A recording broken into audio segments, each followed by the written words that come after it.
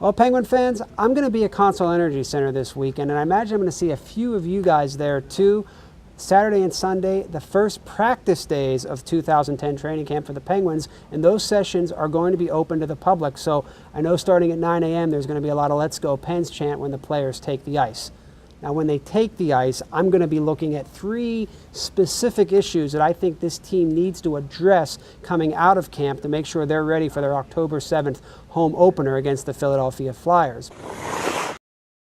You know, one of the guys that was the hero for the Penguins in 2009 when they won the Stanley Cup was really a non-factor all of last season. Of course, I'm talking about their versatile forward, Max Talbot. Now, Talbot had various injuries last year. He started the season recovering from a shoulder surgery last summer, and he never really got on track. He never really found a rhythm with Evgeny Malkin. He never really found any sort of scoring touch. This is a guy who in the Stanley Cup final in 2009 was arguably the Penguins' most indispensable player. They didn't have him at all last year in terms of any consistency.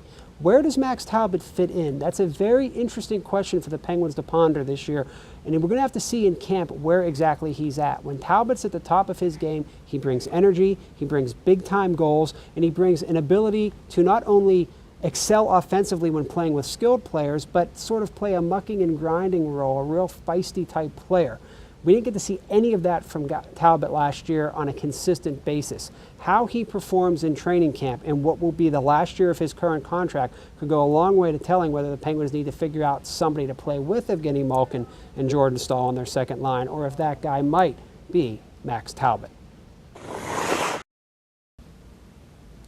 Nobody in Pittsburgh took more heat this summer from a hockey perspective than Marc-Andre Fleury. He was a scapegoat before the Penguins lost Game 7. Fans talking about he'd be the reason they didn't get out of the second round. And of course, he was pulled because of a poor performance in the final game ever at Mellon Arena.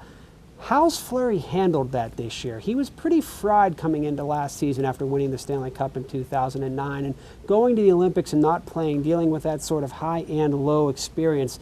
I don't think it really helped him last year. In fact, I think it really hurt him come playoff time. He's had 3 months now to get away from it. He didn't go to Montreal for the whole summer. He went on a couple of vacations. He wanted to clear his mind.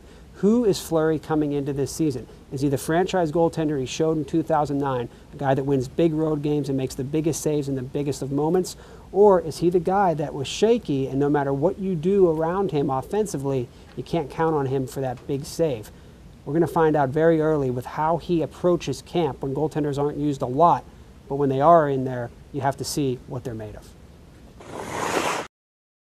You know, a lot of people think that Marc-Andre Fleury is the guy under the most pressure going into this training camp, but it might actually not be a player. You look at head coach Dan Bylsma entering his second full season. He has a Cup resume on his roster. He has a Cup resume on his roster. Ready? Sorry. Blah, blah. Ready?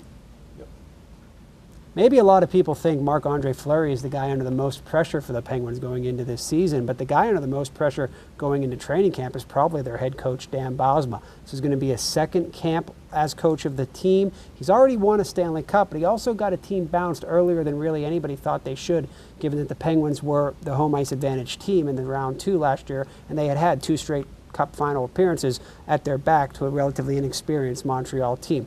Bylsma's got a lot of new parts to tinker with, and he doesn't have the veterans in that room anymore, at least the older veterans, guys like Gonchar, guys like Guerin, guys like Eaton. All those guys are gone. This team now belongs to the Crosby, Malkins, and Stalls of the world. How's Bylsma going to manage that dynamic? It's completely new. That's the first time we've seen it in this era. Also, Dan Bylsma is going to be running the power play this year. Mike Yeo's gone. You're not going to have him to kick around anymore either. Buck's going to stop with Bylsma there. Is this going to be maybe a grittier power play than we've seen in the past? How Bylsma handle these 3 weeks will lay the foundation for the type of start this team then gets off to. Of course, you guys are going to want to check out all of the Trib Total Media Penguins training camp coverage at triblive.com. And please feel free to get your hands a little dirty, maybe ink stained, and pick up a copy of the Pittsburgh Tribune Review. I'm Penguins beat reporter Rob Rossi, and you'll be seeing me sooner than you think.